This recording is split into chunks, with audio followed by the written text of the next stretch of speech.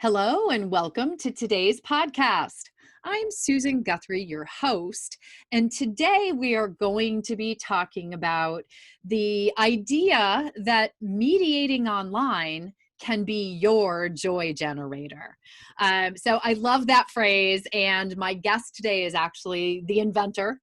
For me, at least, of that phrase. His name is Elliot Herland, and he is one of our online dispute resolution professional colleagues. And let me just give you a little bit of background on Elliot, because I think some of this will sound familiar to many of you who are listening. Like many of us, he was a litigator. He and I are actually right around the same age, I'm seeing, because he was a litigator from 1984 to 1997. Good, solid, long stretch of litigation there, Elliot. And then were you a litigator with the Minnesota Department? Oh no, so that's what happened. You were a litigator until 97, then you went with the Minnesota Department of Labor and Industry in the comp division, in the workers' comp division. Right. Yeah. Right. So, and that as a mediator arbitrator, you've also been a dispute resolution facilitator for the Union Construction Workers Compensation Program. And then, like many of us, you went out on your own and have been conducting mediation sessions in person, online, and by telephone, which we are always a big fan of. What many people don't realize is that telephone or telephonic mediations are considered ODR as well, since they are considered technology. Not my favorite kind, but No. so my guest today, Elliot Herland, I'm so happy that you're here with me today. Thank you, Elliot. Thank you for having me. I'm very excited to be here. Yeah, this is, I love that you actually reached out to me and we started talking. I had done a presentation for our mutual friend, Natalie Armstrong Motowns. She created a project that is just so wonderful. It's called Will Work for Food. And she's reached out to various professionals in the dispute resolution world and asked us all to put on free 1-hour webinars on various topics. And then anyone can attend. It's free to attend these webinars. And she's had a number of them. But she asks that you make a donation to your local food bank. And when I did mine, they had raised already over $25,000, I think. That's right. Yeah, I mean, it's just an amazing effort. So we recommend you all go look up Natalie. I know she posts about them on LinkedIn. And then her personal website is, but I'll put it in the show notes. It's how to market my mediation practice or your mediation practice, but we'll check on that. Sure. But Elliot, you used the phrase in the message that you sent to me that used that phrase joy generator, and you were talking about online mediation. Well, it was a joy generator that I discovered out of necessity. Isn't that funny how, we were talking about this just before we got started taping the actual episode.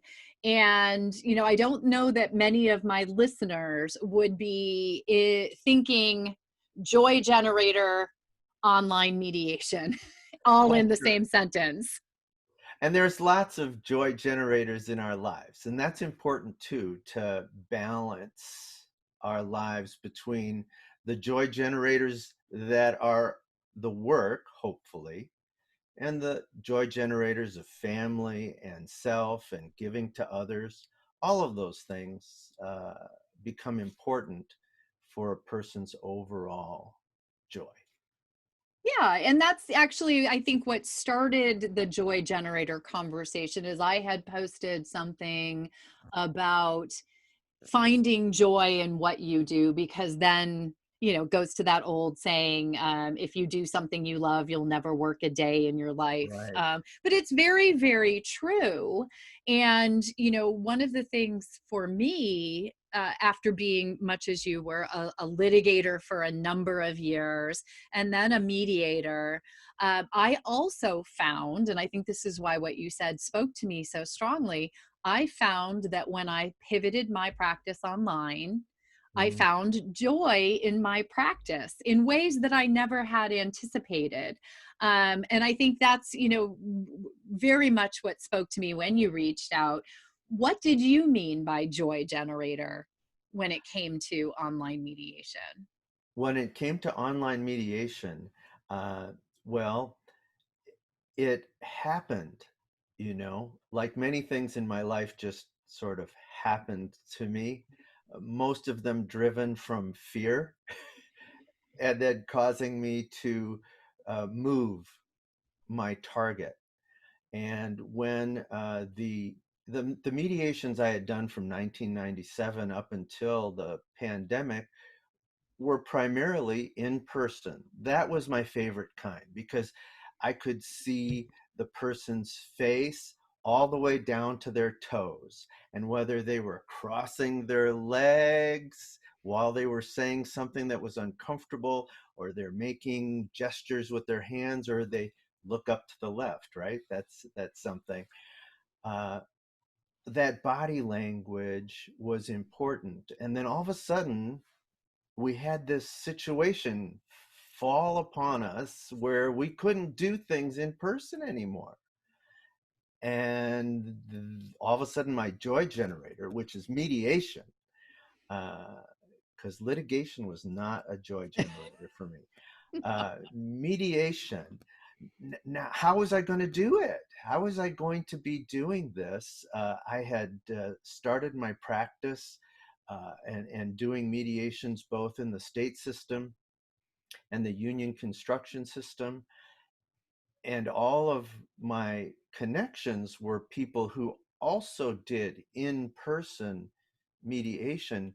Uh, Online mediation is relatively new, much like ADR was new back in 1997, at least in the work comp industry in Minnesota.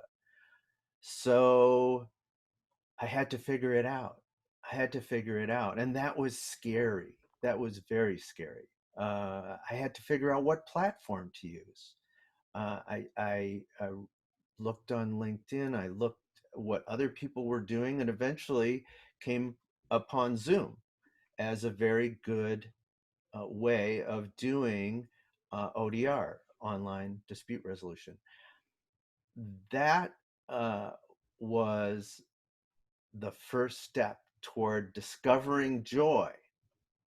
It was still scary though.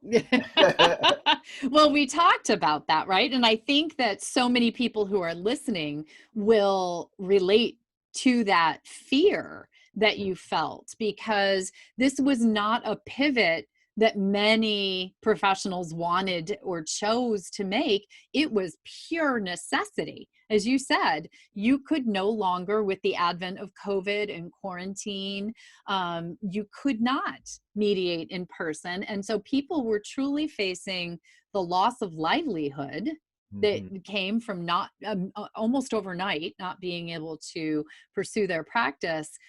And so they were forced to go online, much as you just said. But then many people, including you, have said to me that that pivot has turned out to be an incredibly positive thing. Oh, I am certain that online dispute resolution, mediation sessions done by Zoom or whatever platform a mediator chooses to use, uh, is here to stay. It's definitely not going away once things open up, because it's very effective. And although I can't see them crossing their legs when they're uncomfortable, you can tell from the shoulders up quite a bit of information that's useful to a good mediator. Uh, That's important. And you can also, if you know where to look, Yeah. as I'm pointing toward the camera on my laptop, you can make eye contact and start to build that rapport and that trust that's so important to the success of a mediation.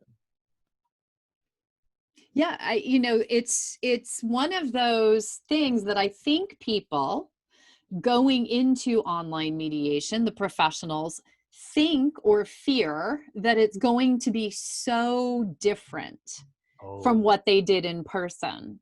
And in fact, what you just described is very similar to what we do in person. now for those who are just listening and not watching, my mouth went into a circle and my head was nodding. Yeah. Oh, yes, it was scary. Yeah, no, that's one of the things we also talked about this just before we got started. Change when thrust upon us is not something that we get excited about. We face change with fear, and so bringing technology into the mix for many of our colleagues and professionals, and I know, I've trained over 15,000 people in the last several months. The number one emotion that I hear from them is fear, is that they're not going to be effective anymore. They're not going to be able to be good at what they do. Many of us have been at this for a long time. We are helping people. That goes to I think helping people's a joy generator, right? Absolutely, pointing toward my heart. Yes, and so I think there's that fear that all of that will be taken away, and then with the pivot, you find not only can you continue to help people, but now you actually can maybe help even more people. Have you found that?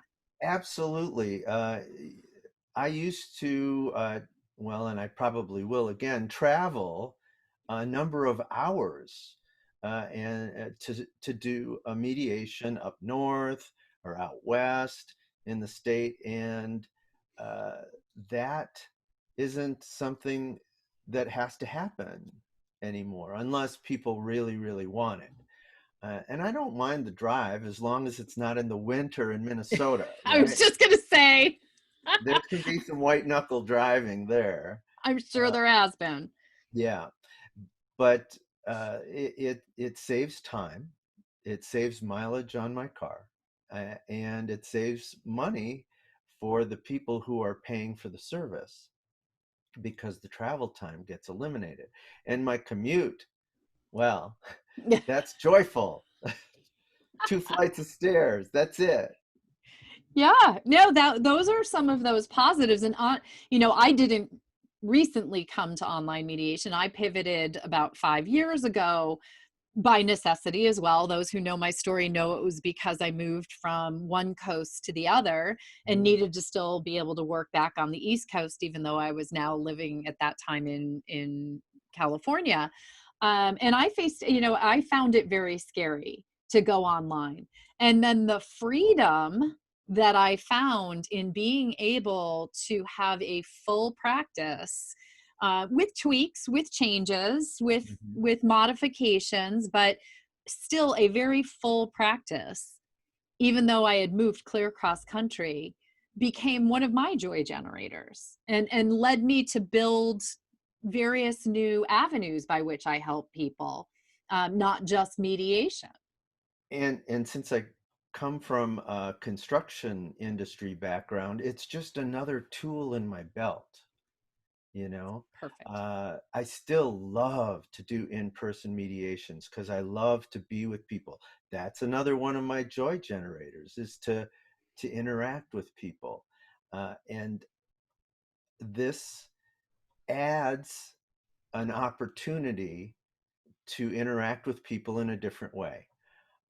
It's not sharing the same airspace, but right now that's probably not the best idea. Right. But you still make that facial connection and that personal connection. And one of the things that I do in my mediation is I calm people down. And that's also something that's important when you're doing a mediation, because at least one side, if not both sides, are extremely nervous and agitated, and to be able to calm them down will help them. And that's something I enjoy to do, is help people participate more fully and more productively in the mediation process. Yeah, I've actually, in my thinking, I have noticed, because I do divorce mediation, that many of my clients have a higher tolerance for the emotional content of the mediation when they have physical distance Mm-hmm. between themselves but can still see each other. So, every person's different, but I have, just having done so many in person and so many now online, I think that people move more quickly through the process because they're better able to manage their emotions. Have online. Have Yeah, have you noticed that? absolutely. And the other thing is that uh, people who aren't attorneys uh, will oftentimes find themselves on an in-person mediation in someone's office, whether it's the office of the mediator or the office of another attorney, the opposing attorney, Yeah. enemy territory, you know, Yes. that's scary. But with Hmm. this online mediation, people can be in their own homes, joining the party, uh, rabbit ears there, uh, joining the party through this online platform.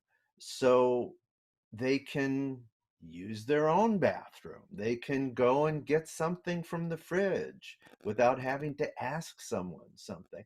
They're in a familiar place. And so it puts them more at ease, I Yeah. think. I agree 100%. And, in fact, Dr. Deborah Dupree was on a prior episode, and she said that actually the brain chemistry is different even when there's conflict going on, when you're not physically in the same room. Less of the stress hormones are released. So, there are a number of positives about online mediation, beside the fact that the people can be remote. I mean, everyone has pivoted to online mediation or virtual mediation lately because we can't be together. But things like just the ease of scheduling, I would imagine you have some mediations that are with multiple parties, Absolutely. and it can be Especially if quite. there's an employment law claim associated with the work comp claim. Now I'm dealing with 4 lawyers instead of 2. Sounds like fun. Yeah. Uh, but even in that instance, think about trying to schedule when all four of those attorneys have to find an opening on their schedule and have travel time to get to either your offices or to wherever it's going to be, and their clients and your schedule. It's Mhm. so much easier to schedule people Well, when and you have to do it online. you can have more mediations in a day when there's no travel time between the 2 locations, if you're going to different locations, and then you don't have one coming in after the other, uh, and people wondering, well, where is, for me, his head in this process? Whose case is he thinking about? But the lawyers also appreciate the online experience. And that's because they're not sitting in the same room with their client having to make small talk. That's stressful. That's It stressful is. for them. And it allows them to work on other files and not have to come up with, and you can't even talk about sports now because there are no There sports. aren't any. Yes. Right. I Yeah, mean, small talk has disappeared. It's down to the weather. And when do you think we'll get a vaccine? or There, or or classic sports. yes. Like Remember that game in 82? I've watched the Twins win the World Series now quite a few times. It's great. Yeah. You can go back and watch all of the big victories. I'm gonna go watch like the last time Michigan won the national championship, which was, I think I was in school there, so it's been a few years. Well, the Gophers, I'd have to go back to some black and white film. Yeah, I think, sorry, but yes. Yeah. Then there's the little brown jug, but Yeah. Yes. yeah, the golden gophers. But those are some of the real positives that have come out of online mediation. Hmm. What other aspects for you have, because I think you've gone from fear of online mediation to being a total adopter, right? Embracing it. Yeah. Embracing it. And one of the things that's very important to do is to make sure that especially the attorneys, understand and can be comfortable with the process too. Oftentimes I'll do a rehearsal, which I enjoy, and I get the attorney on Zoom with me, and I teach them how a breakout room works and how to go back and forth and how to use the chat function. And I want to make sure that they look good in front of their client, because if they're futzing around with the program or their equipment, uh, and making sure that the camera isn't going up their nose, but rather coming down at them in a proper way, the lighting, the background, all of these things aren't things I knew less than a year ago. And now I'm teaching it to the people who are my clients so that they can look good.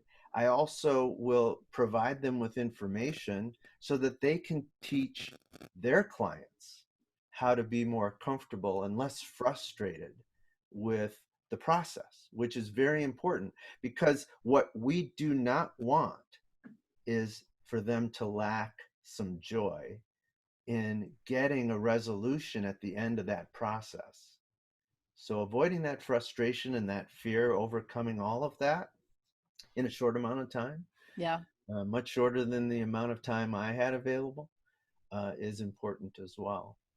Yeah, well, and such a good point about how, taking the time to prep the attorneys. Hmm. We're talking about the fear that many mediators have felt making the pivot to online mediation, but let's not forget our litigation brethren, right? They are also being faced with adding technology to their practice that many of them have not used in the past, and they have that added pressure of wanting to look good for their client. There's not, I mean, I'm a litigator, former litigator, you are as well. None of us like to look bad in front of our client. That does not go over well for us. So No, it doesn't. no, very good point about getting them ready. In fact, my entire last episode was on how to pick out the right equipment for an online mediation, as well I as how to watched it. set it up. Oh, there you go. See, and those are the tips that I give to any clients or participants that are going to be in my mediation. So I love that you bring that out, because it is very important. And there are other aspects, I think, for the joy generation of online mediation. The thing for me, and maybe you found this as well, is that it allowed me to balance my life in a Oh, much more effective way that brought absolutely. me a great deal of joy. How about you? Absolutely. Absolutely. Um, because you're able to coordinate your calendar, and because many of our children, for those of us who have children and for those who don't, they have other things in their lives, you can coordinate so that you can get to those other joy generators in your life. For me, it's nature, uh, going on hikes with my daughters or my son, uh, sitting and talking around the fire pit, just doing kayaking, playing backgammon. I mean, there's so many things. Oh, and binge watching. Yeah. There's been That's a lot of Netflix in our lives lately. absolutely. So in fact, I think I bought stock in Netflix. Yeah, probably a good idea. So yeah, there's so many other things to balance out your life that's important, because you can't just have one joy generator, putting all your eggs in that one basket. If in-person mediation was the only joy generator that I had, I'd be pretty miserable Yeah. right now, or I'd be doing a lot of kayaking. Yeah, well, and but the fact is, you can manage your time and carve out time to go in the kayak when you're not commuting to an office, commuting to all the mediations around the state of Minnesota, not a tiny state. If you're, out there, for Hmm. me, travel is one of my joy generators, and the ability to, be in different locations. And I quickly learned that once, I had moved across country, but I could visit my mother in Florida, but still manage my practice. I could, take a road trip with my family or do whatever you wanted to do. And you had, yeah, Your oh, there, office, your yeah, office is right here. your It's right entire there. office. And I've done mediations. It's not my favorite thing to do, but I have done emergency sessions when there was a custody issue that came up or something. I have done that. But, it allowed me to, going online allowed me to have the flexibility to be anywhere I wanted to be, as long as I made sure we had some good Wi-Fi and Right. privacy. But it also allowed me to, my practice is expanded. I do a lot of coaching for clients. I do a lot of expert witness on other people's, divorce cases, Hmm. and I do my trainings, all of which has been made available to me by switching to an online mindset, I guess I would say. And that's really what it does take. You need to open up that part of your mind that allows you to uh, learn this process, this platform, so that it's no longer scary. And so now it can fit into your generator, a new piece of that generator to keep it going when other cogs and that other gears in that generator aren't going to work right now. So that's just something that because of the circumstances and the fear of not being able to do what I love, which is helping people settle cases. And, it's their mediation, it's not my mediation, but I like to be a part of that. I like to be a part of that peacemaker type thing, Sure. because I'm not a warrior. I figured that out. I am definitely a peacemaker. So that's Well, what I like to do. and that's maybe the good final question. Since you've gone online, are you still a peacemaker? Are you helping people Absolutely. resolve? Absolutely. It does not diminish the opportunity for settlement. And like I said, the mediation isn't mine, and I make sure that the parties know that it belongs to them, and the success of the mediation, whether that's settlement or getting to understand each side prior to an inevitable trial, if that's what it takes, uh, you got it right here. Yeah, it's a wonderful opportunity, actually. And the thing that's important for everyone to remember is the clients don't know, the non-attorney clients, they don't know that doing this online is a different way of doing it Right. unless we tell them. They think it's, everyone in the world these days is doing everything on Zoom or on video conferencing. So they show up ready to get something done. Mm-hmm. Mm-hmm. And I, we just it, need it, to do the same. it's true. And I have many attorneys who came to it reluctantly. Oh, why don't we just do it over the phone? Well, here, let me just show you how this works. And oh, hey, this is pretty cool. This is pretty neat. Once they're introduced to it, their comfort level, because they're getting out of their comfort zone, just like I did, their comfort level rises up, just like my hand is. It rises up.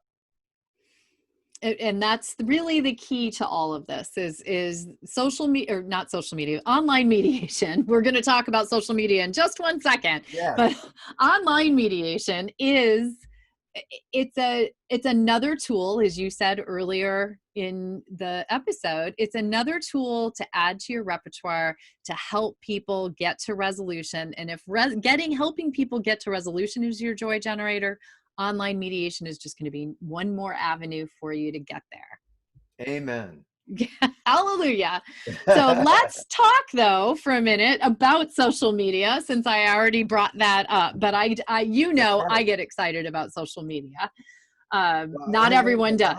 I learned a lot from you and Natalie about social media. So, Well, and so one thing I'd love for you to tell people is why you felt you needed to learn about social media. well, from studying on LinkedIn and then the people that are on LinkedIn, in fact, it goes back further than that. When I started off, I took one of my clients to lunch. We were at the Work Comp Institute, and he asked me if I was going to do a website. And I said, I'm not going to do a website. Everybody knows me already. I've been doing this since 97. I don't need a website. And he said, Elliot, we were in the Institute. Did you happen to look around the audience? Yeah, yeah. Yeah, there's some people there. They're about your same age. They know you. And some of the few older ones are still around. They know you. A few younger ones. But did you see all those millennials? You know, when they hear your name and they Google you, if you don't have a website, you don't exist. So I hired someone to help me with a website. That was my first step. Got more involved in LinkedIn. That was my next step. Learned about podcasts and wanted to get on one or two. Yeah. And and writing articles uh, that I could put not only on LinkedIn but also the blog portion of my website. So all of that stuff, the things you have to do to keep your name in front of your clients so that they remember, hey, I need a mediation. Oh yeah, Elliot. That's because there are competitors out there that are very good, and you have to make yourself a little bit different in a good way Yeah. uh, from your competitors so that you stand out and you become their first choice as opposed to their backup plan. Well, and that's, you've hit on all the points. Yeah, most people know I do the online mediation training. Not everyone knows I also do social media training. I do build your own website training, because those aspects, we've talked about fear. Those aspects of, I'll call it marketing, or whatever we want to call it in a professional sense, but that can bring fear for professionals as well. Putting yourself out there on a website, putting yourself out there in social media, which is much like online mediation, it's an uncharted territory for many of us, can be a scary thing. But the world is online these days. Mm-hmm. And that's something I think we're all learning from this pivot to online. Having a website, it's not even just having a website, it's having a good website these days. And you really have to have something of a social media presence. Yep. It's just mandatory. HurlandMediation.com. Pardon? HurlandMediation.com. Go check it out. There's that website. I've checked it out. It's well done. Thank you. It meets my standards. Oh, good. So one of the things that I have is a downloadable program Mm-hmm. teaching. It's called Social Media Musts for Professionals. And you had a wonderful idea for your giveaway for this podcast. And I got so excited, I'm going to join in. So why don't you explain the giveaway? All right, people, send in your contact information to Susan. And when you do that, put the number 9 in the subject line so that we can pick 2 winners And what, Susan, are those winners going to get? Drum roll, please. Each winner of this will receive a free version of my downloadable program, Social Media Musts for Professionals, which tells you everything you need to know to start posting on whatever platform. One of the things it's going to help you with is what platforms you should be on, show you how to make the posts, what to put in the posts, when to post them, and where to post them. So I'm really excited. It was wonderful, fun idea, Elliot. So thank you. The number 9. Yes. So I'm going to guess that's Elliot's lucky number. And it's going to be a lucky number for 2 listeners. So Right. just send me an email at susan@learntomediateonline.com. Put 9 in the subject line and send that email to me, and Elliot and I will do a drawing. Let's see, this is going to come out on Tuesday, July 7th. So on Friday, July 10th? 10th? Yes. Did you see that math? And no, everyone now knows I was not a math major. On Friday, July 10th, after 5 p.m. Eastern, we will pick the 2 winners, and I will post that in the show notes as well. So you can go and look in the show notes. And Elliot, I'm also going to put all of your contact information in the show notes. But for those who are listening, can you tell people how they can get in touch with you? I know we just mentioned your website, but. Sure.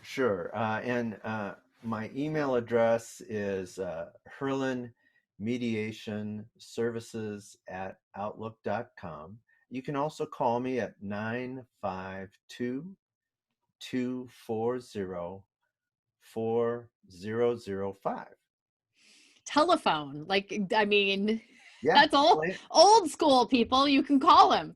I'll answer.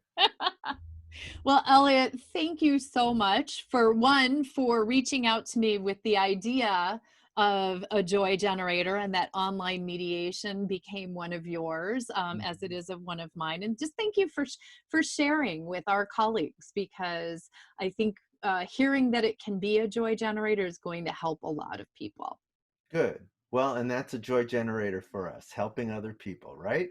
Absolutely. Goes to the core of being human, I think. Another amen.